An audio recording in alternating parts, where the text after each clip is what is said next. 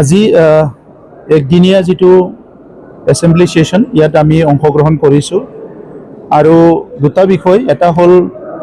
এডুকেশনৰ বিল এটা আনিছে আৰু এটা এসডি তেখেতসকলে এটা ডিমান্ড আনিছে 72 crore আৰু এই এসডি টো লাইবিলিটিৰ কাৰণে আনা হৈছে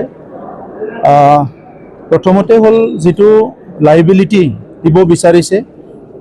জেনুইন লাইবিলিটি বিলাক দিব লাগিব কিন্তু যোৱা যি 17 ইয়াৰ্ছৰ আগৰ চৰকাৰৰ সময়ত তেখেতসকলৰ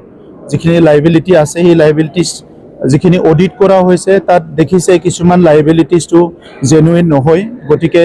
আমি আহ্বান কৰিম যে লাইবিলিটিজ টো পেমেন্ট কৰাত যিবিলাক জেনুইন যিখিনি আছে সেইখিনি পেমেন্ট কৰে আৰু যিবিলাক জেনুইন নহয় তেখেতসকলে যেহেতু অডিট কৰা নাই আমি অডিট কৰিছিলো আমাৰ হাতত আছে তো সেই কাৰণে বডোলেণ্ডৰ পাব্লিকৰ ডেভেলপমেন্টৰ কাৰণে আহা যিখিনি ফান্ড এই ফান্ডখিনি পাব্লিক ডেভেলপমেন্টৰ কাৰণে প্ৰপাৰলি ইউটিলাইজ হ'ব লাগিব এটো আমি বিচাৰো আৰু এই ফান্ডটো লাইবিলিটি দিব বিচাৰিছে এটা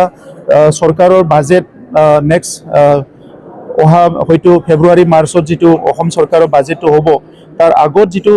লাইবিলিটি পেমেন্ট কৰিবলৈ গৈ আছে এইখিনি সময়ত আগত যেটো বাজেটত পইচা আছিল হেতু পাব্লিক ডেভেলপমেন্টৰ কাৰণে আছিল সেই কাৰণে লাইবিলিটিজ টো দিয়া ক্ষেত্ৰত আমাৰ বহুতখিনি অবজেকশন থাকিব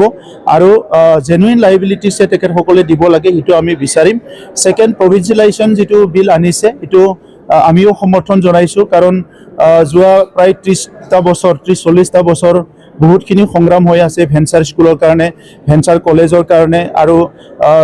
চাকৰি বিলাক ৰেগুলাৰাইজ নোহোৱাৰ কাৰণে গতিকে অসম চৰকাৰৰ 2-3 বাৰ এমেন্ডমেন্ট হৈ গল এই এমেন্ডমেন্টটো আমাৰ বডোলেণ্ড অঞ্চলৰ বহুতখিনি বড়ো মিডিয়াম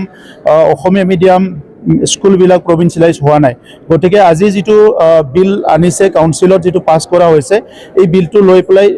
অসম চৰকাৰৰ তাত ভালকে পাৰসু কৰিব লাগিব আৰু এই বিলটো লৈ পেলাই